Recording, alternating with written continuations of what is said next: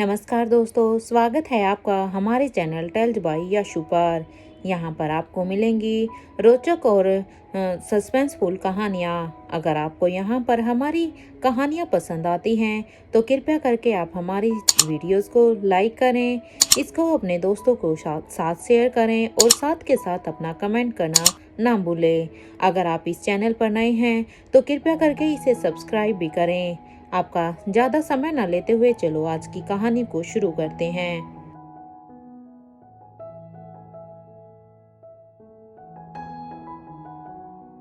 नेहा के बच जाने की खबर जब समीरा को पता चली तो उसका गुस्सा अब 7वें आसमान पर था। जैसे वो इस बात की सच्चाई पता करने के लिए सोहनलाल से मिलने वाली थी, उसे पता चला कि वो कहीं भाग गया है। अब वो आदित्य से पहले खुद सोहनलाल को ढूंढना चाहती थी ताकि आदित्य किसी भी तरह से समीरा तक ना पहुंच पाए। पूरी रात आदित्य और समीरा दोनों ही सोहनलाल की तलाश में लगे हुए थे, लेकिन लगभग आधी रात के आसपास जब सोहनलाल की डेड बॉडी आदित्य और मयंक ने देखी तो उनके चेहरे पर एक अलग ही चिंता नजर आ रही थी। भीड़ से थोड़ी दूर आने के बाद अब मयंक आदित्य को चुपचाप देख रहा था। आदित्य के चेहरे पर थोड़ा सुकून और बहुत सारी चिंता नजर आ रही थी। सर, अब आगे क्या? मयंक ने बड़ी ही सीरियसली पूछा। उसकी नजरें बार बार इधर उधर घूम रही थी, ये देखने के लिए कि कहीं कोई उनकी बात को सुन तो नहीं रहा। आदित्य उसके सवाल के बाद थोड़ी देर तो शांत रहा, फिर उसने कहा, सोहनलाल को उसके किए की सजा मिली है। मैंने पुलिस से बात कर ली है, कोई ना कोई लीड जल्द ही मिलेगा। इस वक्त आदित्य की आंखों में जो क्रूरटी थी वो बहुत कुछ कह रही थी। मयंक भी अपनी बॉस की बातों को अब ध्यान से सुन रहा था। यस सर, डोंट वरी, मैंने किसी भी एविडेंस की गुंजाइश नहीं छोड़ी है। हम सोहनलाल को किस लिए ढूंढ रहे थे ये बात मैंने पुलिस से भी शेयर नहीं की है, मयंक ने कहा। हाँ, ध्यान रहे कोई गलती ना हो, आदित्य ने गुस्से में कहा, जिसके बाद वो गाड़ी में बैठ गया। मयंक ऊपर से चाहे जितनी हिम्मत दिखा ले, लेकिन अंदर से बहुत ही घबराया हुआ था। वो जानता था कि सोहनलाल ने खुद ही अपनी जान खतरे में डाल ली थी। मयंक भी अब अच्छे से जानता था कि आदित्य का पनिश करने का अपना एक तरीका था। जैसे ही पुलिस ने सोहनलाल को देखे जाने की खबर मयंक को दी, बिना किसी देरी के मयंक अपने आदमियों के साथ यहाँ आकर उसे पकड़ने वाला था। लेकिन इससे पहले के कोई और वहां पहुंचता, सोहनलाल की हत्या हो चुकी थी। जिस प्लानिंग के साथ सोहनलाल ने ये सब कुछ किया था, उसने सोचा भी नहीं होगा कि उसका अंत इस तरह से होगा। वो तो अपनी जान बचाने के लिए ही मेंशन से भागा था, लेकिन वो भूल गया था कि जिसके अगेंस्ट उसने काम किया और जिसके साथ उसने काम किया, वो दोनों ही उसके पीछे पड़े थे। मयंक को सोहनलाल के परिवार के लिए बुरा जरूर लग रहा था, लेकिन उसकी हरकत याद करते ही उसके मन में सारी सिंपैथी खत्म हो रही थी। नेहा के साथ ये सब किसने किया, इस हद तक पहुंचने की एक ही कड़ी थी और वो अब टूट चुकी थी। आदित्य को बस यही चिंता सता रही थी कि अब वो असली कल्प्रिट तक कैसे पहुंचेगा। ये रात लंबी जरूर थी, लेकिन अब धीरे धीरे इसका अंत शुरू हो गया था। जब तक आदित्य मेंशन वापस लौटा, सुबह के 4 बज चुके थे। नेहा की नींद अब रात में खुली तो उसने देखा कि आदित्य उसके पास नहीं था। तब से उसे दोबारा नींद ही नहीं आई। वो बस यही सोच रही थी कि इतनी रात गए आदित्य कहाँ चला गया। वो जानती थी कि आदित्य ऐसी कंडीशन में उसे छोड़कर किसी और ही रूम में तो नहीं सो सकता। इसका मतलब ये है कि वो जरूर यहाँ से बाहर गया था, लेकिन कहाँ, वो भी आधी रात में। नेहा ये सब कुछ सोच रही थी और चाहकर भी सो नहीं पा रही थी। जैसे ही उसने आदित्य को अपने रूम में आते हुए देखा, वो अब हड़बड़ाते हुए बोली, आदित्य आ गए तुम वापिस? हाँ, तुम सोई नहीं, तुमने तो दवा ली थी ना, तुम्हें तो अच्छी नींद आ जानी चाहिए थी। आदित्य ने हैरान होकर पूछा। वो इतनी सुबह नेहा को जगह देखकर परेशान हो गया था। तुम्हें कोई प्रॉब्लम हुई क्या? कहीं दर्द हुआ क्या? तुमने किसी को बुलाया क्यों नहीं? अरे आंटी को ही बोल देती, बाहर एक सर्वेंट परमानेंटली बैठा है, उसे ही बुला लेती। आदित्य इतना घबरा गया था कि वो नेहा को बोलने का मौका ही नहीं दे रहा था। वो बोले जा रहा था और नेहा बस सुने जा रही थी। जब नेहा सुनकर थक गई तो उसने अब अपने हाथों को आदित्य के मुंह पर रखते हुए उसके मुंह को बंद करवा दिया और कहा, बस भी करो, बस सवाल ही पूछते रहोगे या उनका जवाब भी सुनोगे। नेहा का बचकाना गुस्सा देखकर आदित्य चुप हो गया। एम्बेरसमेंट में उसने अपनी आंखें नीची करते हुए पूछा, बोलो कुछ, तुम ठीक तो हो ना? उसके लिए इतनी केयर फील करके नेहा के चेहरे पर मुस्कुराहट आ गई। उसे समझ नहीं आ रहा था कि इतने प्यारे इंसान से वो इतने दिनों से क्यों लड़ रही थी। ना चाहते हुए भी एक बार फिर उसे उस ड्रग की याद आ गई थी जिसने नेहा को ये सब महसूस करने से रोक लिया था, जिसने नेहा को वो बना दिया था जो वो थी ही नहीं। अपने हाथों से आदित्य का चेहरा उठाते हुए नेहा ने उसकी आंखों में देखा और कहा, देखो मुझे अच्छे से, कैसी लग रही हूँ मैं। नेहा के इतना कहते ही आदित्य ने उसके चेहरे को अच्छे से देखना शुरू किया। खूबसूरत तो वो आज भी उतनी ही लग रही थी जितनी उसे पहली बार लगी थी। आज बस कमजोरी की वजह से उसकी आंखों के नीचे काले गड्ढे दिखाई दे रहे थे और कमजोरी एक बार की नींद से जाने वाली नहीं थी। उसकी चोट पर बैंडेज लगा हुआ था और वो ठीक हो रहा था। ठीक लग रही हो, आदित्य ने कहा। नेहा इस बात पर अब हंसते हुए कहती है, तो फिर तुम खामखा टेंशन क्यों ले रहे थे? मैं जब कह रही हूँ मेरी बात सुन लो तो मुझे सुन लो। तुम तो सुन ही नहीं रहे। मैं बिल्कुल ठीक फील कर रही हूँ। मेरी तो बस नींद खुल गई थी और मैं तुम्हें ढूंढने लगी। मैं समझ गई थी कि अगर तुम यहाँ नहीं हो तो शायद घर पर ही नहीं होगे, इसलिए मैं बस ये जानना चाहती थी कि तुम कहाँ हो। नेहा ने उसे अच्छे से समझाया कि सिर्फ आदित्य को ही नहीं बल्कि नेहा को भी उसकी चिंता होती थी। पर आदित्य के लिए इस वक्त नेहा का एक एक मोमेंट इम्पोर्टेंट था। डॉक्टर ने उसे क्लोजली मॉनिटर करने के लिए कहा है, इसलिए वो ऐसा बिल्कुल नहीं चाहता था कि उसे जरा भी दिक्कत हो। आदित्य अनजान बना रहे। तुम ठीक तो हो ना? आदित्य ने उसे देखते हुए बड़े प्यार से पूछा।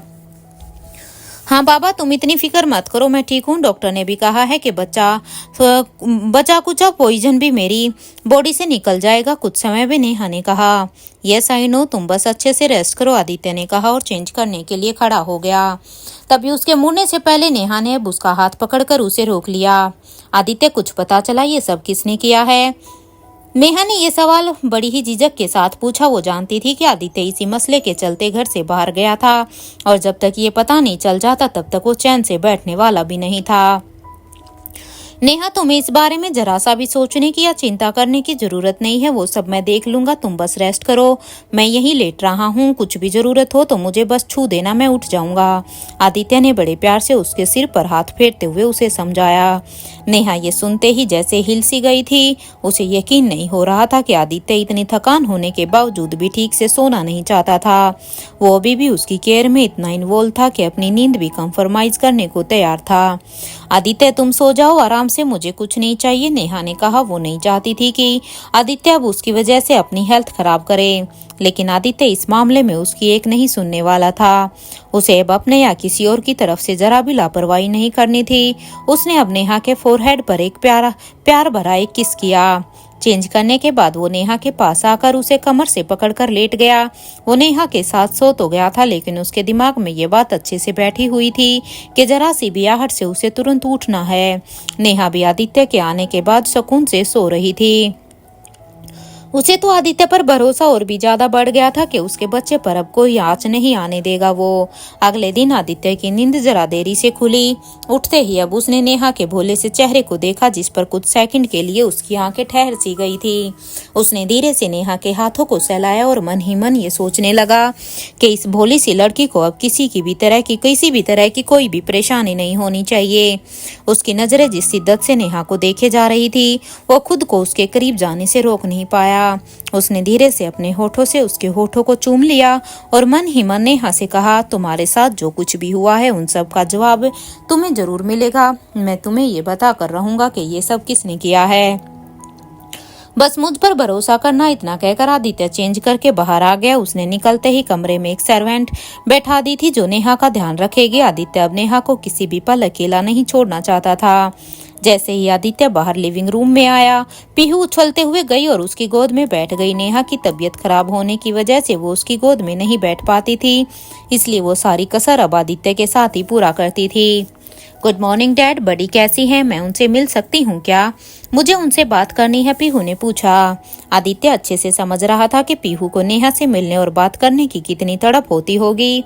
जो बच्ची पूरा दिन अपनी बड़ी से चिपकी रहती थी, अब उसके लिए थोड़ा सा भी दूर रहना कितना पेनफुल होगा, ये बात वो समझता था। इसलिए वो अपनी तरफ से पूरी कोशिश करता था कि अपने प्यार से पीहू को नेहा की कमी महसूस ना होने दे। उसने बड़े प्यार से पीहू के फोरहेड पर किस किया और कहा, हाँ बिल्कुल मिल सकते हो आप। अपनी बड़ी से मिलने के लिए आपको मुझसे पूछने की जरूरत नहीं है।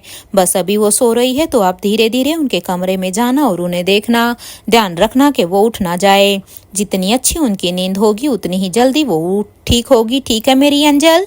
अपने डैड की बात सुनकर पीहू खिलखिला उठी और बोली, ये मैं दूर से ही देखूंगी, उन्हें बिल्कुल भी डिस्टर्ब नहीं करूंगी, पक्का। इतना कहकर वो आदित्य की गोद से उतरकर सीधा नेहा के रूम की तरफ भागी। उसे इस तरह से खुश और उछलता हुआ देखकर सबके मन खुश रहते। इस पूरे मेंशन को किसी ने चहकता हुआ बना रखा था तो वो पीहू ही थी। उसके अंदर जाते ही आदित्य थोड़ा सा रिलैक्स होकर सोफे पर बैठ गया।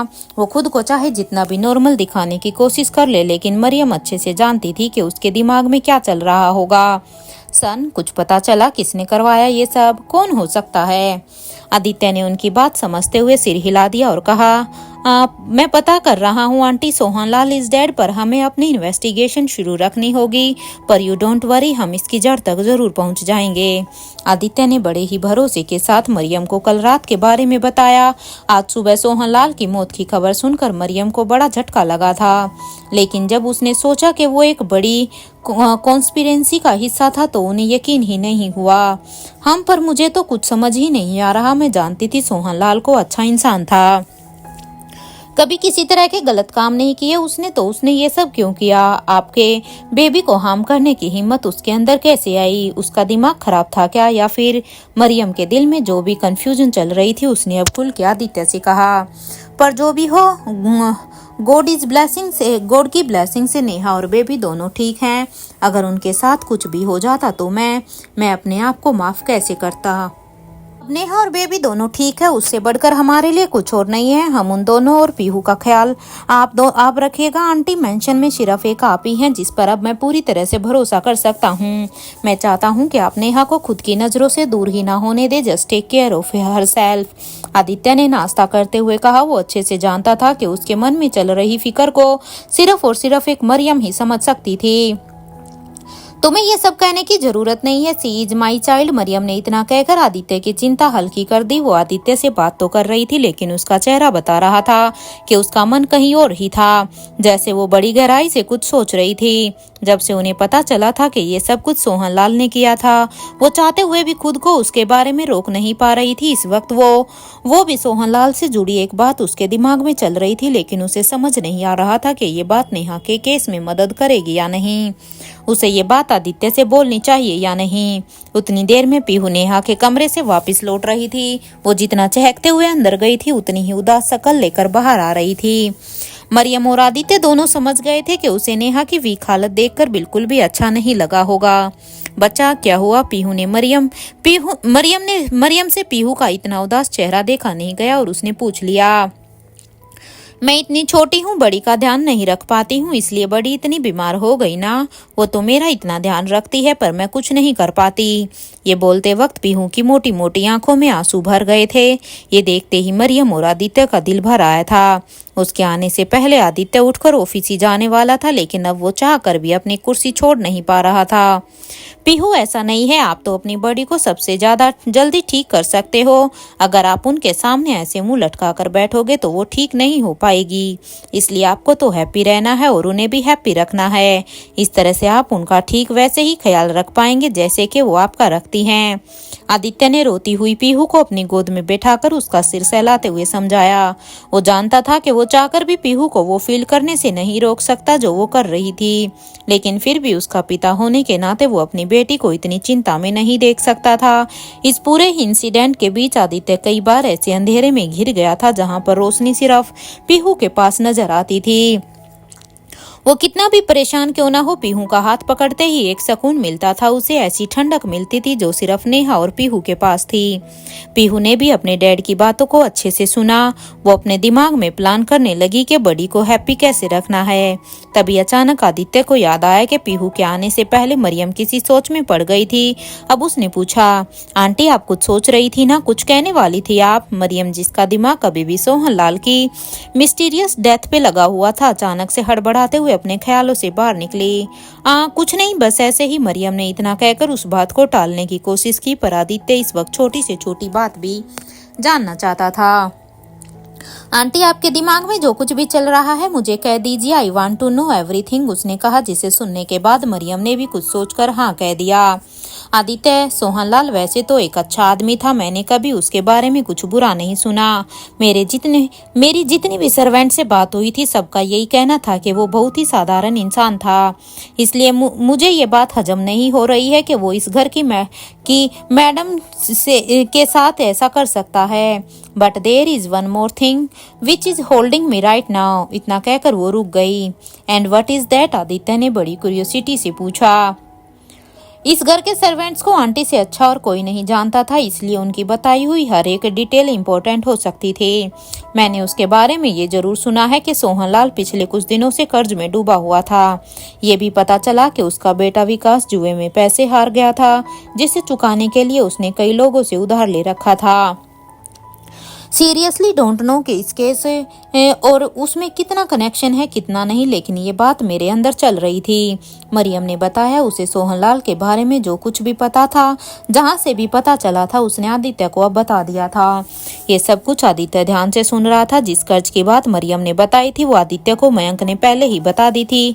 उसने सिर हिलाते हुए कहा, हाँ मुझे भी लगता है इन दोनों बातों का आपस में कोई कनेक्शन जरूर है। खैर मैंने अपने आदमियों को भेजा है, कुछ ना कुछ तो जरूर पता चलेगा। आदित्य ने गंभीरता से सोचते हुए कहा। इतना कहते ही उसने जरा भी टाइम और वेस्ट नहीं किया और तुरंत अपना कोट उठाकर वहां से बाहर निकल गया। मरियम इतने सालों से आदित्य को देख रही थी। बड़ी से बड़ी टेंशन के चलते भी उसने आदित्य को इतना परेशान आज तक नहीं देखा था। वो यही से सोच रही थी कि तभी पीहू के नन्हे हाथों ने उनके हाथों को पकड़ते हुए पूछा, दादी बड़ी ठीक तो हो जाएगी ना? इतना बोलकर पीहू रोने लग गई। आदित्य ने भले ही उसे बहुत समझाया था, लेकिन फिर भी उसके अंदर का भारीपन अभी कम नहीं हुआ था। बड़ी बिल्कुल ठीक हो जाएगी बच्चा, बिल्कुल टेंशन मत लो, बस डैड ने जो कहा है उसका ख्याल रखना, मरियम ने उसे समझाया। तभी एक सर्वेंट ने वहां आकर बताया कि नेहा उठ गई है। ये सुनते ही पीहू ने अपने आंसुओं को पोंछा और भागते हुए नेहा के पास चली गई। बड़ी आप उठ गए, मुझे आपकी बहुत याद आ रही थी। पीहू ये कहते हुए धीरे से नेहा के पेट से लिपट गई। आदित्य ने उसे समझाया था कि छोटे बेबी को जरा भी फोर्स से हग नहीं करना है, नहीं तो नेहा को उससे लिपटकर बहुत राहत मिल रही थी। लेकिन एक माँ का दिल समझ गया था कि उसकी बेटी ठीक नहीं है। उसने तुरंत पीहू का चेहरा ऊपर करके देखा और कहा, अरे पीहू आप रो क्यों रहे थे? आपकी आंखों में आंसू क्या हुआ है? नेहा खुद बिस्तर पर लेटी थी, लेकिन ऐसी हालत में भी पीहू की आंखें देखकर वो समझ गई थी कि वो रो के आई थी। पीहू तो ये सुनकर ही डर गई थी, क्योंकि उसके डैड ने तो उसे हैप्पी रहने के लिए कहा था। वो इन दोनों के बीच ऐसा फंस गई थी कि उससे कुछ बोला भी नहीं जा रहा था, पर अपनी माँ को कुछ भी समझाने की जरूरत नहीं थी उसे। नेहा ने धीरे धीरे खुद को उठाया और पीहू को अभी अपने सामने बिठाया। उसका सिर सहलाकर उसके बिखरे बालों को पीछे करते हुए नेहा ने कहा, पीहू बड़ी बिल्कुल ठीक है। हाँ बहुत ही बुरा होने वाला था, लेकिन ऐसा कुछ नहीं हुआ। जब तक आप अपनी बड़ी के साथ हो उन्हें कुछ नहीं हो सकता, और आपको तो और भी ज्यादा खुश होना चाहिए कि छोटा बेबी भी बिल्कुल ठीक है। आपको पता है वो मुझसे कह रहा था कि मैं बाहर आऊंगा तो पीहू दीदी को बहुत ही परेशान करूंगा, उनके साथ खेलूंगा, उन्हें प्यार करूंगा, इसलिए उन्हें कहना कि वो मेरे वेलकम की प्रिपरेशन करे। तो अब आपको पता है ना कि आपको क्या करना है। पीहू ने सुनते हुए धीरे से सिर हिला दिया। हाँ मम्मा, उसके वेलकम की प्रिपरेशन करनी है। ये जवाब सुनते ही नेहा ने उसे गले लगा लिया। माँ बेटी के बीच चल रही इन बातों को सुनकर मरियम बाहर से ही खड़े खड़े मुस्कुरा रही थी। वो मन ही मन इस बात पर हंस रही थी कि वो चाहे जितना भी प्यार कर ले पीहू से, उसे जिस तरह से नेहा संभालती है वो कोई और संभाल ही नहीं सकता। आखिरकार माँ तो माँ ही होती है। तभी नेहा की नजर मरियम पर पड़ी और उसने कहा, अरे आंटी आप बाहर क्यों खड़ी हैं? ये सुनते ही मरियम अंदर आ गई। पीहू के कमरे से बाहर जाते ही नेहा ने पूछा, आंटी एक बात सच सच बताइए, डॉक्टर ने बेबी के बारे में क्या कहा है? बेबी पूरी तरह से ठीक तो है ना? कोई कॉम्प्लिकेशंस तो नहीं है? नेहा अपने आप शांत दिखाने की बहुत कोशिश कर रही थी, लेकिन उस ड्रग का असर उसके होने वाले बच्चे पर पड़ने वाला था। ये बात वो चाहकर भी अपने जहन से निकाल नहीं पा रही थी। मरियम उसकी चिंता अच्छे से समझ रही थी, इसलिए उसने बड़े विश्वास के साथ कहा, नेहा आप बहुत ही लकी हैं। इतना सब कुछ होने के बाद भी आप और बेबी पूरी तरह से सेफ हैं। गॉड की ब्लेसिंग है आपके ऊपर, बस आपको अच्छे से रेस्ट करना है। वो तो अच्छा हुआ आदित्य टाइम पर ऊपर पहुंच गए। आई एम रियली सॉरी, मेरे होते हुए आपको इतना सब कुछ सहना पड़ा। आप ऊपर इतने पेन में थी और मैं नीचे डिनर बना रही थी। मरियम ने शर्म से अपनी नजरें झुका ली। उसे इस बात का सबसे ज्यादा बुरा लग रहा था कि इतने सर्वेंट्स के होते हुए भी घर में इतना बड़ा हादसा हो गया। नेहा ने तुरंत अब उनका हाथ पकड़ लिया और कहा, अरे आंटी, आप क्या कह रही हैं? आप मेरी माँ जैसी हैं और बड़े लोग कभी माफी नहीं मांगते, और खास करके जब उनकी कोई गलती ही ना हो। आपको या किसी और को थोड़ी पता था कि मेरे साथ क्या हो रहा था। बस जो होना था वो हो गया। हाँ, पर मेरे होते हुए आप तक वो ड्रग पहुंचा क्यों और कैसे, ये तो मुझसे बहुत बड़ी लापरवाही हो गई कि मैंने ही सर्वेंट्स पर ध्यान नहीं रखा। मरियम ने कहा। उसके मन में अपने लिए कई सारी शिकायतें थी जो एक एक करके अब नेहा से कह रही थी। आंटी, इसमें आपकी कोई भी गलती नहीं है। आपको थोड़ी ही ना पता था कि मेरे खाने या पीने में ड्रग मिला रहा था कोई, तो इसलिए अब आप इस बारे में ज्यादा मत सोचिए। नेहा ने उन्हें समझाया था। वो नहीं चाहती थी कि उसकी इस हालत को देखकर कोई भी अपने आप को दोषी या जिम्मेदार समझे। पर मुझे ये समझ नहीं आ रहा कि ये सब किसने। सॉरी इस सवाल के लिए, लेकिन आपको क्या लगता है ये सब कौन कर सकता है? कौन है जिसने आपसे और इस बच्चे को, कौन है जिसे आपसे और इस बच्चे से इतनी नफरत है? Do you doubt anyone? Mariam ने पूछा। ये उन्होंने पूछा जरूर हिचकिचाहट के साथ था, लेकिन नेहा खुद भी ये जानना चाहती थी। नहीं आंटी, मुझे भी ये बात समझ नहीं आ रही है। मेरे लिए ऐसी नफरत किसके मन में हो सकती है जिसके चलते मेरे होने वाले बच्चे को खत्म करने की कोशिश की गई? नेहा ने कहा। ये कहते वक्त वो हर उस व्यक्ति के बारे में सोच रही थी जो उसके बारे में बुरा सोच सकता था। सबसे पहला ख्याल उसे अपनी बहन कनिका का आया। क्या ये सही में कनिका? उस दिन स्कूल में वो अजीब सा आदमी जो था वो कौन था?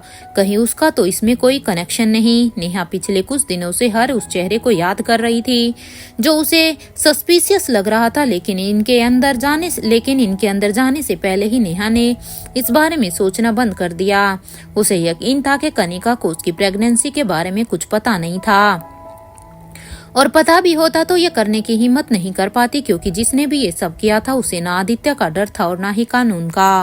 अब तो नेहा को भी लगने लगा था कि ये इंसान जरूर आदित्य जितना ही पावरफुल होगा, क्योंकि तभी वो इतना बड़ा क्राइम करने और उसके बाद छुपने की भी हिम्मत कर सकता है।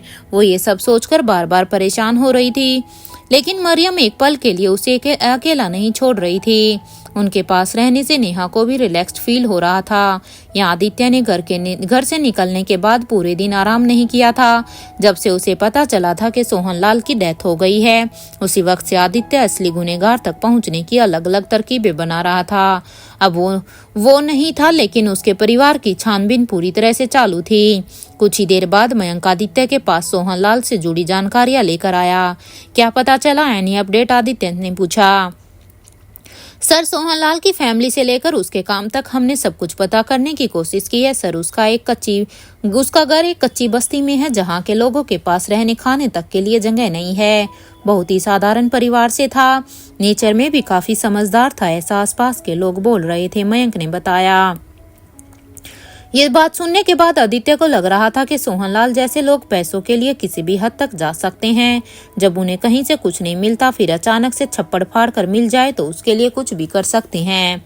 इसलिए अब कुछ तो करना पड़ेगा, आदित्य ने कहा। उसके हिसाब से उसने अपने दिमाग में क्लियर कर लिया था कि सोहनलाल ने एक बड़ी रकम के लिए ही ये सब कुछ किया। तो जब इतना सब कुछ पता चल गया है तो ढूंढो उसे, डैम इट, आदित्य ने चिल्लाते हुए कहा। यस सर, मैंने अपने आदमियों को भेज दिया है उसके परिवार के पास। वो जैसे ही यहाँ आने की गलती करेगा पकड़ा जाएगा। सर, एक बात है जो भी आपको बताना चाहता हूँ। सोहनलाल को किसी गैंगस्टर ने गोली मारी है। उस गैंगस्टर को हमारे आदमी ढूंढ रहे हैं। एक बार वो मिल जाए तो हमारा काम आसान हो जाएगा। उसके बाद बस हमें उसके लीडर तक पहुंचना है। खास बात यह है कि इस गैंगस्टर का नेहा मैम से कोई लेना देना ही नहीं है। ना वो कभी मैम से मिला है और ना ही उनसे कोई दुश्मनी थी। मयंक ये सब कुछ बताते वक्त बड़ा ही कंफ्यूज था। उसे समझ नहीं आ रहा था कि इतनी बड़ी प्लानिंग के पीछे कौन हो सकता था। आदित्य को भी जैसे जैसे ये सब कुछ पता चल रहा था उसके दिमाग की उलझनें और भी बढ़ती जा रही थी। अभी तक उसके हाथों में कोई ठोस सबूत नहीं था जिसके सहारे वो असली कल्प्रिट तक पहुंच सके। कंटिन्यू टू इन्वेस्टिगेट, उस गैंगस्टर से सच निकलवाओ, कुछ भी करो जल्दी करो, आदित्य ने गुस्से में कहा। एक तो जिसने ये पूरा कांड किया था वो मर चुका है। सर्वेंट के पीछे की हिस्ट्री इतनी क्लीन थी कि वो वहां से कोई क्लू नहीं मिल रहा था। उसके आदमियों ने सोहनलाल के आगे पीछे का सब कुछ पता कर लिया था, लेकिन वहां कुछ भी ऐसा नहीं मिल रहा था जिस पर शक किया जा सके। बस एक बात ऐसी थी जिसने आदित्य का ध्यान अपनी तरफ खींच लिया था। सोहनलाल का एक बेटा था विकास, जो कि 28 साल का था। उसके पास कोई नौकरी नहीं थी, ऊपर से उसे जुआ खेलने की लत है। ये बात उसे मयंक ने भी बताई थी और आज सुबह मरियम ने भी इस बात का जिक्र किया था। न जाने क्यों आदित्य को बार बार अब ऐसा लग रहा था जैसे उसे इस बात की तह तक जाना चाहिए। आंटी ने साफ साफ बताया था कि अगर विकास ने कर्जे के पैसे वापस नहीं किए तो उसे जान से मार देने की धमकियां तक मिल रही हैं। ये सब कुछ सोचते हुए आदित्य के दिमाग में एक आइडिया आया। उसकी आंखों में एक ऐसी चमक आ गई थी जिसे देखते ही मयंक समझ गया था कि उसके बॉस ने कुछ तो अब सोच लिया था। उसने तुरंत अपने एक आदमी को बुलाया और उससे कुछ जरूरी इन्फॉर्मेशन को पता करने के लिए कहा। जाकर पता करो कि सोहनलाल का बेटा विकास कर्ज में था या नहीं था तो कितने का कर्ज था, क्या किसी ने ये पैसे दिए हैं, हाल ही में किसी ने इन लोगों को पेमेंट किया है क्या, पता करो, ये सब कुछ पता करके मुझे बताओ, आदित्य ने उस आदमी से कहा। ओके सर, उस आदमी ने कहा और सिर झुकाकर वहां से चला गया। आदित्य जिस तरह से इस वक्त ऑर्डर्स पास कर रहा था, मयंक के साथ उसका हर सबॉर्डिनेट तैनात खड़ा था। इस वक्त सबको पता था कि आदित्य की तरफ से कोई भी काम आ सकता है। यहाँ आदित्य अपने कैबिन में बैठकर ये सोच रहा था कि अगर ये रास्ता भी काम नहीं आया तो फिर क्या करेंगे। जब खून से लथपथ नेहा अपनी यादों में उसे दिखाई देती थी तो गुनहगार के प्रति उसकी नफरत अब और भी बढ़ती जा रही थी। ऐसा कौन सा इंसान था जिसने अपनी जान की भी परवाह किए बिना आदित्य की वाइफ को नुकसान पहुंचाने का सोच लिया था। इस सवाल ने आदित्य का चैन से बैठना अब मुश्किल कर दिया था। वो जानता था कि इस बिजनेस वर्ल्ड में उसके दुश्मन कम नहीं थे, लेकिन उसे ये पता था कि किसी के भी इतना सब कुछ करने की हिम्मत नहीं थी। और सबसे बड़ी बात ये थी कि अभी तक ज्यादा लोगों को पता ही नहीं था कि नेहा प्रेग्नेंट है। तो फिर ऐसा कौन था जो नेहा और उसके होने वाले बच्चे दोनों का दुश्मन था। आदित्य ने ठान लिया था कि अब चाहे जो कुछ भी हो जाए, इन सब के पीछे कौन था वो तो पता लगा कर ही रहेगा, फिर चाहे उसके लिए कोई भारी कीमत ही क्यों न चुकानी पड़े। तभी उसका फोन बजा। जो नंबर उसके मोबाइल पर फ्लैश हो रहा था उसे देखकर आदित्य को और भी ज्यादा इरिटेशन होने लगी थी।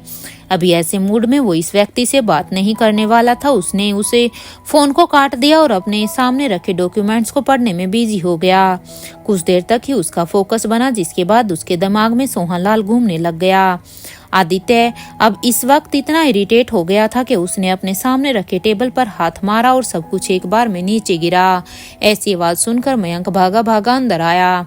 सर, व्हाट हैपेंड सर, आपने बुलाया क्या? आदित्य का गुस्सा और बिखरा सामान देखकर मयंक डर गया था। वो जानता था कि उसके बॉस का गुस्सा संभालना उसके बस की बात बिल्कुल भी नहीं थी। नो नीड, आदित्य ने चिढ़ते हुए जवाब दिया। मयंक एक बार फिर से पूछना चाहता था, लेकिन आदित्य के लाल चेहरे को देखकर उसकी हिम्मत ही नहीं हो रही थी। वो कुछ बोल तो नहीं सकता था, लेकिन वहां पर रुक जरूर सकता था। अपने दोनों हाथ बांधे चुपचाप वो दरवाजे के पास खड़ा हुआ था। थोड़ी ही देर बाद उसने देखा कि सिद्धांत आदित्य के कैबिन की तरफ बढ़ता चला आ रहा है। मयंक को तो पता ही था कि सिद्धांत और आदित्य भाई जैसे दोस्त थे और इसलिए सिद्धांत को इस ऑफिस में आने से पहले ज्यादा सोचना नहीं पड़ता था। फिर भी मयंक ने सिद्धांत को देखते ही कैबिन के बाहर ही पूछ लिया, वेलकम सर, आप बॉस से मिलने आए हैं? मयंक की बात सुनते ही सिद्धांत ने उसे हंसकर देखा और सीधा आदित्य के कैबिन के अंदर आ गया। यस, और मैं क्यों ही आऊंगा, आदित्य अंदर है? सिद्धांत ने पूछा। यस सर, बॉस तो अंदर ही हैं, लेकिन थोड़े गुस्से में हैं, आपको थोड़ा। मयंक ने अपनी तरफ से सिद्धांत को समझा दिया। उसकी बात पूरी हुए बिना ही सिद्धांत समझ गया था मयंक क्या कहना चाहता था। वैसे तो सिद्धांत को आदत हो चुकी थी आदित्य के गुस्से को झेलने की। ओ, पर हुआ क्या है इसे? अब किस बात से परेशान है, सिद्धांत ने पूछा। वो जानता था कि बात कोई भी हो, आदित्य का गुस्सा होता तो तेज ही था, पर अब इतने सालों की प्रैक्टिस हो चुकी थी उसे कि अब आदित्य के गुस्से से उसे कोई डर नहीं लगता था। सर, आप खुद मिलकर सर से बात कर लें तो बेटर होगा, वरना तो आप जानते ही हैं सर को। मयंक इतना कहकर रुक गया। सिद्धांत समझ गया था कि अगर मयंक बिना आदित्य की इजाजत के उसे कुछ बता देगा तो आदित्य उसे छोड़ेगा नहीं। हाँ ठीक है, मैं ही देखता हूँ क्या बात है, कहकर सिद्धांत अब अंदर चला गया। अंदर सिद्धांत जा रहा था। टेंशन मयंक को हो रही थी, क्योंकि सिर्फ वही जानता था कि इस बार आदित्य का गुस्सा हर बार से अलग और ज्यादा था। इस बार मैटर सिंपल ऑफिस का नहीं था, इस बार मसला उसकी वाइफ का था, जिसे वो बहुत प्यार करते थे। मयंक बस मन ही मन ये मना रहा था कि आदित्य गुस्से में कुछ और सामान न बिखेर दे कैबिन का। यहाँ आदित्य को जैसे ही किसी के अंदर आने की आहट सुनाई दी, उसे लगा कि मयंक है। उसने मुड़कर चिल्लाते हुए कहा, तुम फिर अंदर आ गए? मैंने कहा ना, मुझे कोई जरूरत नहीं है। जैसे ही उसकी बात खत्म हुई, उसने देखा कि उसके सामने मयंक नहीं बल्कि सिद्धांत खड़ा था। अपने दोस्त सिद्धांत को देखते ही आदित्य चौंक गया। तुम यहाँ क्या कर रहे हो? अभी मैं बिजी हूँ, मयंक ने तुम्हें बताया नहीं? आदित्य ने सिद्धांत को देखते ही उससे मिलने के लिए इनकार कर दिया था। सिद्धांत को पहले तो ये देखकर थोड़ा बुरा लगा, लेकिन उसे आदित्य के ऐसे ठंडे एटीट्यूड की आदत सी हो गई थी। उसे सेकंड्स भी नहीं लगे फिर से उतना ही कॉन्फिडेंट फील करने के लिए। उसने तुरंत जमीन पर पड़े डॉक्यूमेंट को उठाया और उन्हें लेकर आराम से सोफे पर बैठ गया।